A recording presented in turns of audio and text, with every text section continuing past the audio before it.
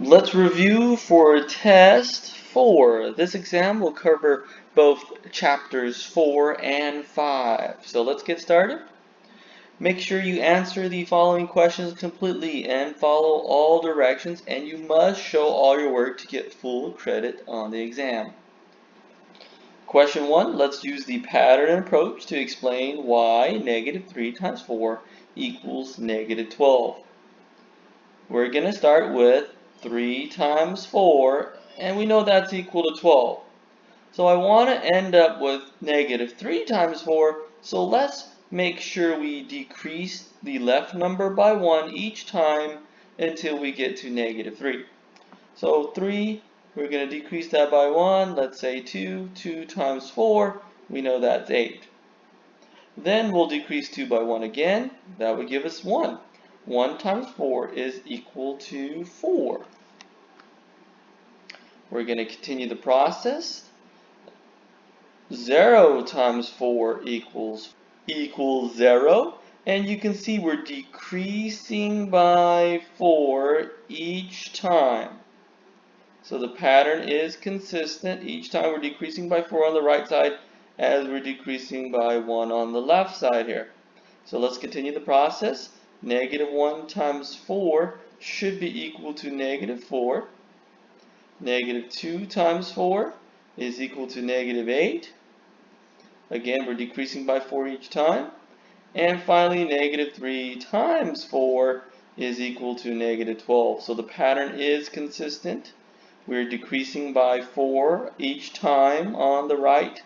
And so negative 3 times 4 is indeed negative 12 by the pattern approach.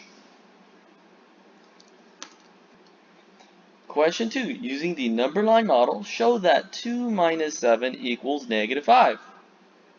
We will draw our number line. And we're starting off with 2. We'll put a dot on 2.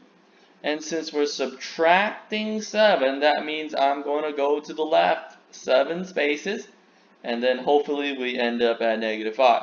1, 2, 3, 4, 5, 6, 7. This shows 2 minus 7 equals negative 5.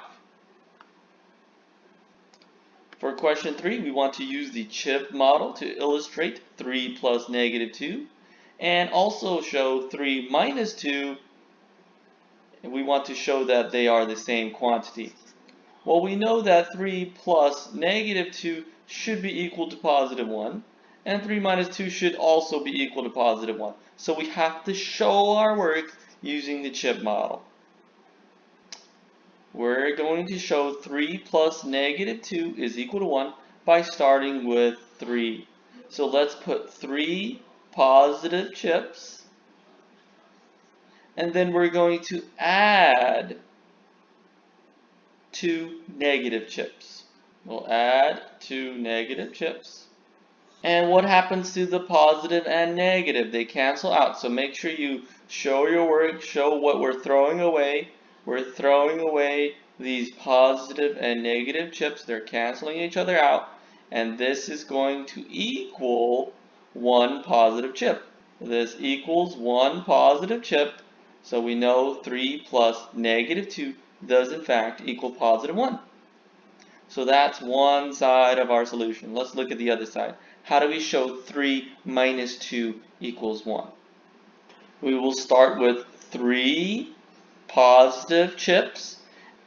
The negative here means we're going to take away 2. We're going to take away 2 positive chips. So let's take away 2 positive chips. Again, draw a circle around the chips we're going to throw away and draw an arrow pointing, letting me know that you're going to take them away. And this is equal to 1 positive chip left. So I know 3 minus 2 is indeed equal to positive 1 using our chip model. So make sure your illustration demonstrates addition correctly and subtraction correctly. Question 4. The temperature dropped 37 degrees Celsius from the high temperature to reach a low of negative 8 degrees Celsius. What was the high temperature? We don't know what the high temperature is, so let's give it a name. Let's call that X. So I know X is the high temperature, and we dropped 37 degrees, so that means subtraction. X minus 37 should end up with the low temperature of negative 8 degrees Celsius. Now, how do we solve this? From algebra, we know we should add 37 degrees to both sides. And this gives us X equals 29. But what is our solution? Well, the solution is not 29, it's 29 degrees Celsius. So make sure you include the units. The high temperature is 29 degrees Celsius. Question 5. Determine whether each of these numbers is prime or composite. Remember, a prime number is a number that's only divisible by itself or 1. A composite number is divisible by something besides itself. Part A, I want to figure out if 219 is prime or composite. So we'll start by taking the square root of 219. With our calculator, let's take the square root of 219.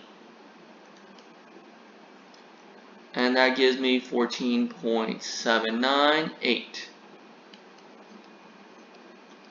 And now I have to check all of the primes that are less than 14.798. And that's going to start with 2, 3, 5, 7, 11, 13, and that's it. These are the primes that are less than 14.798. So we'll check to make sure that none of these divide into 219. Then 219 must be prime.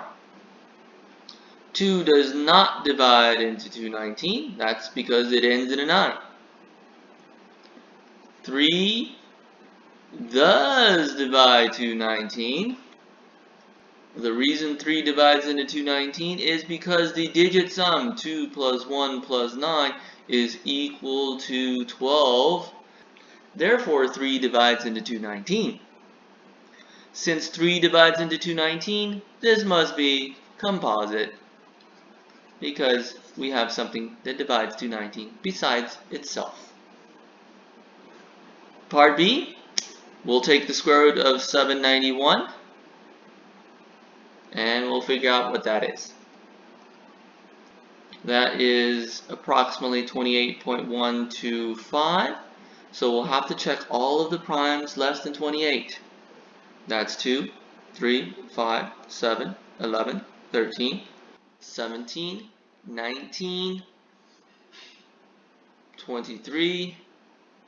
These are all of the primes that are less than 28.125. And now let's check.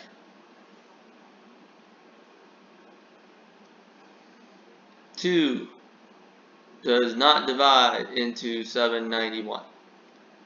3 does not divide into 791. 5 does not divide into 791. 7 does divide into 791. I know this because I used the calculator. That means we have something that divides 791 besides itself, so this is also composite. Make sure you show your work for these so you can get full credit. Part C, is 103 prime or composite? We'll have to take the square root of 103, and that is approximately 10.149. Now I have to check all of the primes less than 10.149. That's 2, 3, 5, 7, and that's it. That's all of the primes less than 10.49. Does 2 divide into 103? No, it does not. Does 3 divide into 103? No, it does not. 5 does not divide into 103. Does 7 divide into 103? No, it does not. So we have checked all of the primes less than the square root of 103, and we have found that none of them divide into 103. Therefore, this is a prime number. 103 is only divisible by 103, and 1. Question 6, Part A. Does 6 divide into 378,241,716? Explain how you know. Well, let's look at our rule for divisibility by 6. It has to be divisible by both 2 and 3. So let's check by 2 first. 2 does divide 378,241,716 because it ends in a 6. We know since 6 is even, 2 divides into that whole expression. 3 also divides 378,241,716 because we have 3 plus 7 plus 8 plus 2 plus 4 plus 1 plus 7 plus 6 plus 1 plus 6 equals 39. And we know the digit sum is divisible by 3. 3 divides into 39. Therefore, 3 divides into the digit sum, and so 3 does divide into our number. And since it's divisible by both 3 and 2, we know 6 must divide into it. 6 does divide into 378,241,716 because it is divisible by both 2 and 3. Again, our number is divisible by both 2 and 3, so it must be divisible by 6. Does 9 divide into 378,241,716? Explain how you know. Well, I have to check the sum of the digits. Let's check 3 plus 7 plus 8 plus 2 plus 4 plus 1 plus 7 plus 1 plus 6.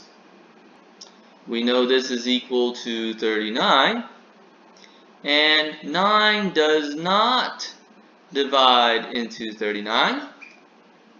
Hence, 9 does not divide into 378,241,716.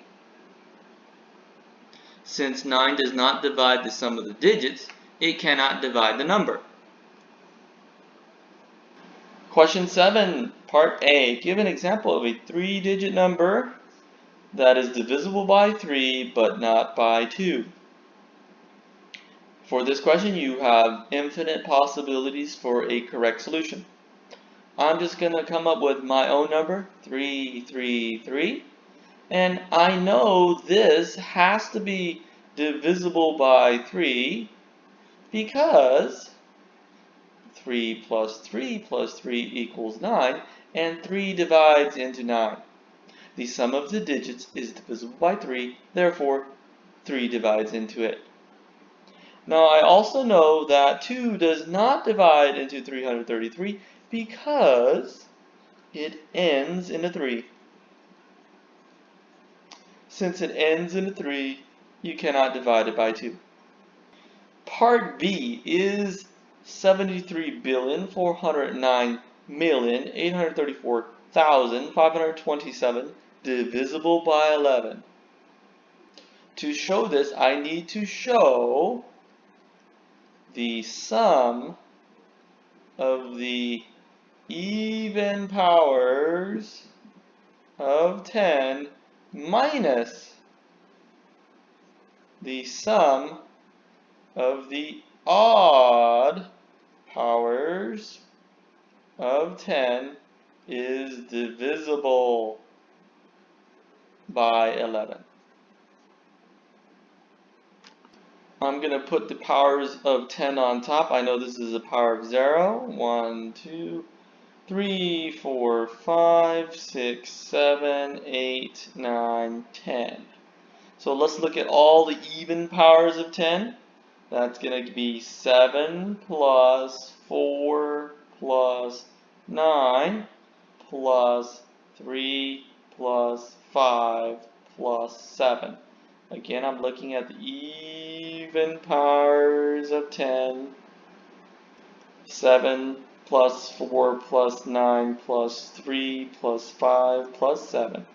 So let's figure out what this is. This is for the even powers. This gives me 35. Now let's look at the odd powers. The odd powers is going to be 3 plus 0 plus 8 plus 4 plus 2. This gives me 17. And now we'll subtract 35 and 17. 35 minus 17 is 18. And 11 does not divide into 18. Therefore 11 does not divide into 73,409,834,527.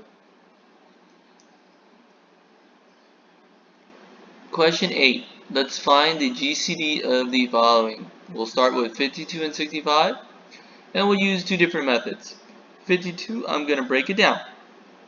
52 is 2 times 52 can be broken down as 2 times 26. 26 is 2 times 13, and these are the primes that make 52. So 52 is equivalent to 2 times 2 times 13. And we'll do the same for 65. Let's break it down with the factor tree. 65 is equivalent to 5 times 13. And these are the primes that make 65. Now, what's the greatest common divisor? It's the largest number that divides into both. And they both share a 13. And that will divide into both. So the GCD of 52 and 65 is 13.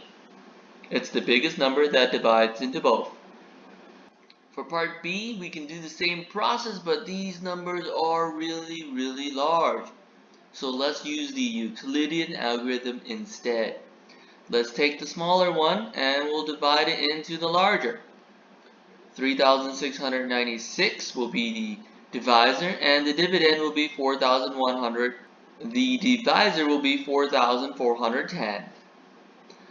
I know 3,696 goes into our dividend once, and we'll subtract. This gives us 714. We'll take 714, and that's our new divisor. The remainder will be our new divisor, and our dividend is now our previous divisor. 714 goes into this number 5 times. 5 times 714 is 3,570. We'll subtract that. This gives us a remainder of 126. We'll use this as our new divisor now. 126 divides into 714.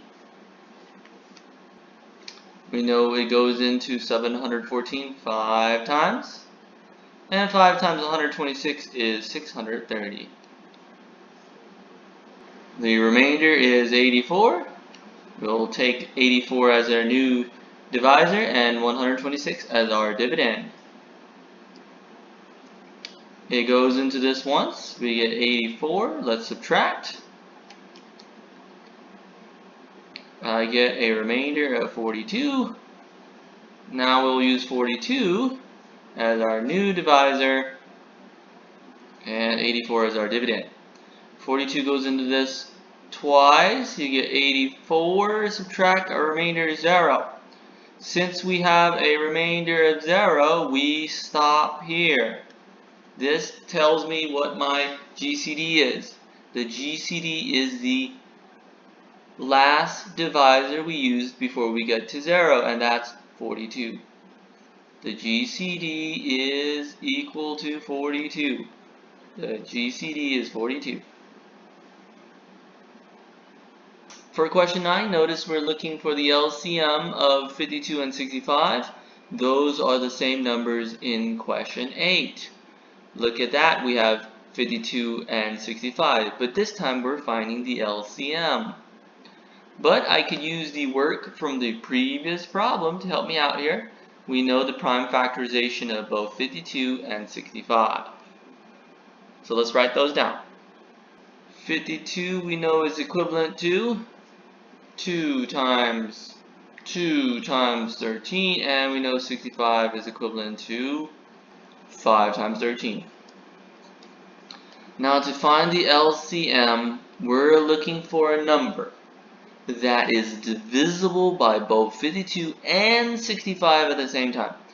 In order for my number to be divisible by 52, I must contain a 2, a 2, and a 13. Now this number is divisible by 52, but I also must be divisible by 65 as well. In order to be divisible by 65, I need a 5 in my number and a 13. So we have both a 5 and a 13. We're divisible by 65. We have 2, 2, 13. So we're also divisible by 52. And we'll have to multiply all of this out to find the LCM. And this gives us 260. So 260 is our LCM. This is the largest. This is the smallest number that is divisible by both 52 and 65 at the same time. In part B, we could use the same process we did for part A, but it's going to take us a lot of work. So let's use a different method. Recall the GCD of A and B times the LCM of A and B is equal to A times B. So we could use this formula to figure out what the LCM is. Notice in question 8 we have the exact same numbers. How convenient. In question 8 part B we have the exact same numbers we do in question 9 part B. So I can use the GCD from that question. From this formula we know the GCD of 4,410 and 3,696 times the LCM of 4,410 and 3,696 is equivalent to the product of the two. We have 4,410 times 3,696. But we know what the GCD is from the previous problem. The GCD is 42. So we can say 42 times the LCM of 4,410 and 3,696 is equal to 4,410 times 3,696. Now I can divide both sides by 42. Let's divide both sides by 42. And now we can find the LCM. The LCM of 4,410 and 3,696 is equal to this expression here. We'll use our calculator to figure out what that is. And that is 388,080. This took a lot of work, but we did it. Question 10. Find two numbers that are not prime, but whose GCD is 1. Now for this question, again, there's infinite solutions.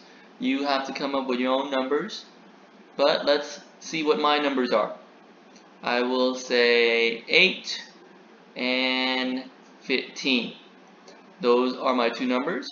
Notice that 8 is not prime because it's divisible by 2. 15 is not prime because it's divisible by 3. Now what's the GCD of 8 and 15? Well, you could check. 8 is equivalent to 2 times 2 times 2. 15 is equivalent to 3 times 5. Nothing will divide into 8 and 15 except 1. So the GCD of 8 and 15 is 1. But 8 and 15 are not prime numbers. So please come up with your own numbers.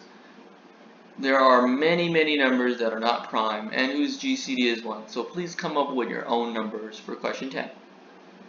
Find the prime factorization of 318. I always like to start small. Since the last number is an 8, I know it's divisible by 2. So let's do 2 times something to get 318.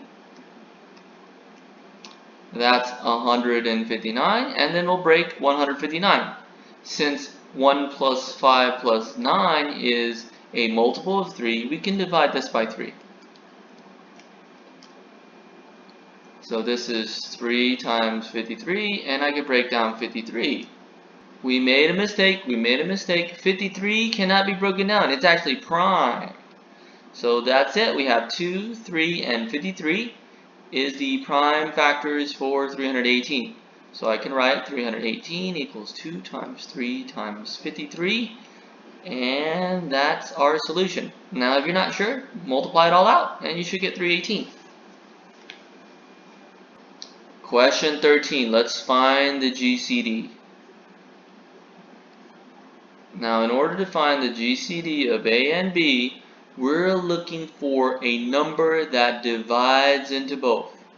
The biggest number that divides into both. So we'll look at the powers of 2 first.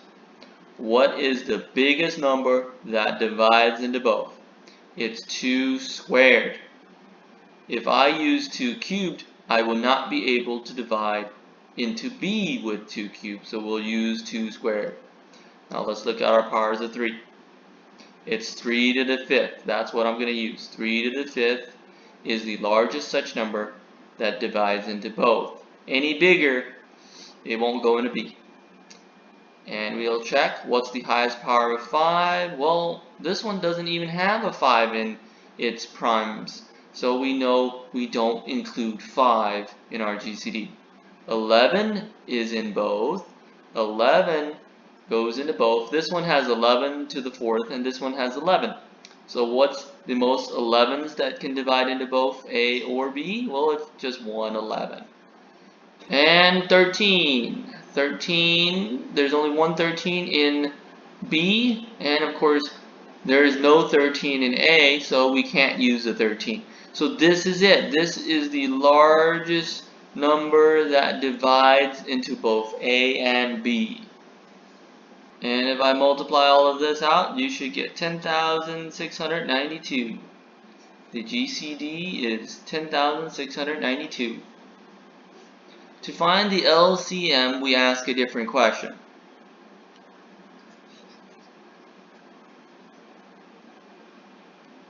This time, I'm looking for the smallest number that is divisible by A and B at the same time. The smallest number that is divisible by A and B. For the GCD, we're looking for the biggest number that divides into A and divides into B. For the LCM, we're looking for the smallest number that's divisible by A and divisible by B. So we're going to start by building it. If I have a chance of being divisible by A, I need all of the primes in A. So we'll take 2 cubed, we'll take 3 to the 7th, we'll take 5 cubed, we'll take 11 to the 4th.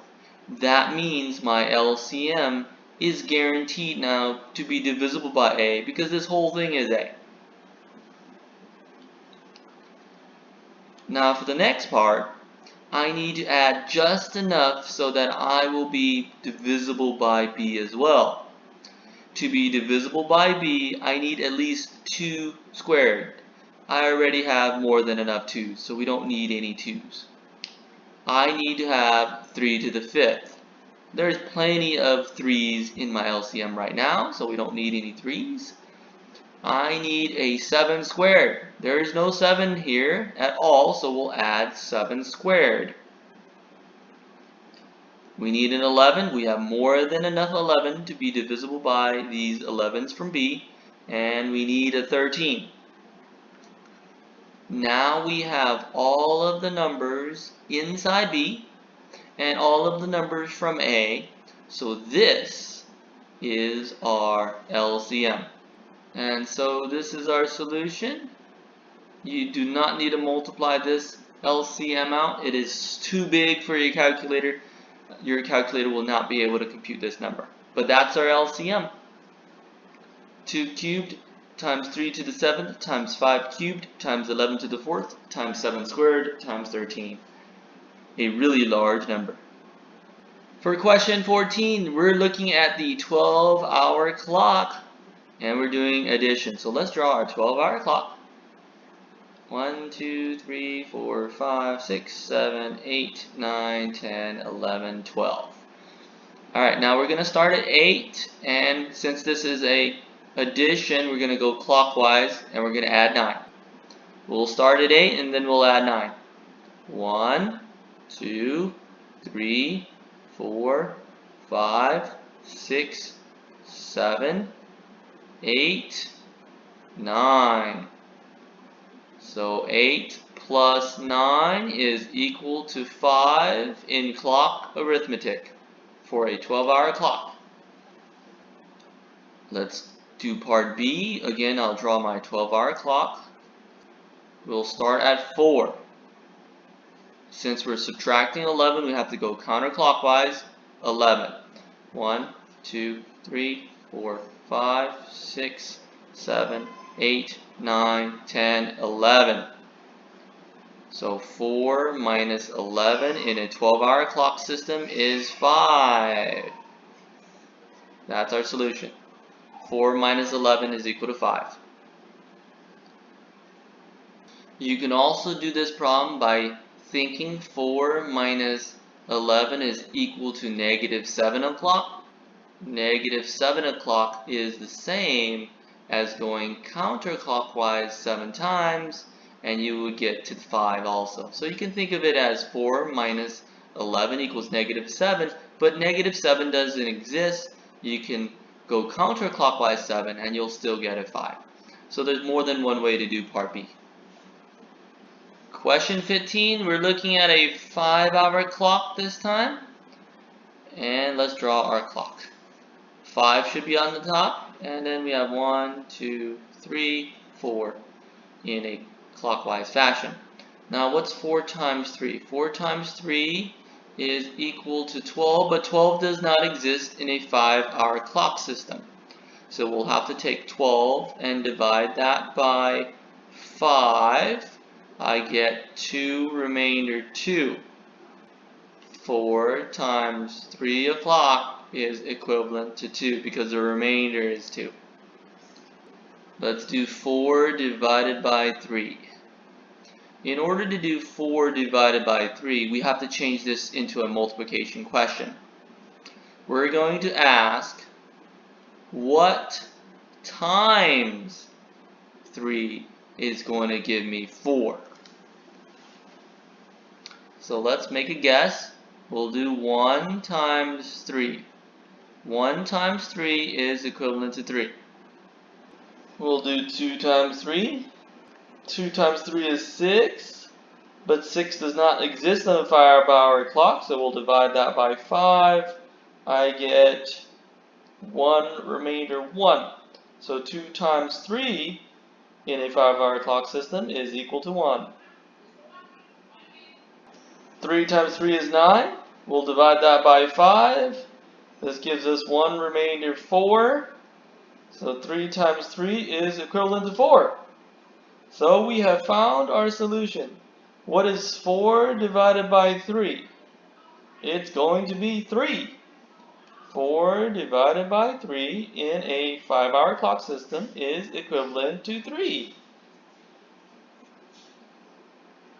16. We want to fill in the following blanks, so the answer is non-negative and least possible number that we can find. Recall that A is congruent to B mod N if and only if we can subtract A and B, and that is divisible by N. So for this question, we'll have to figure out 35 minus something is divisible by 6, or 6 divides into 35 minus what? So we'll have to make guesses. We'll start with 35 minus 0.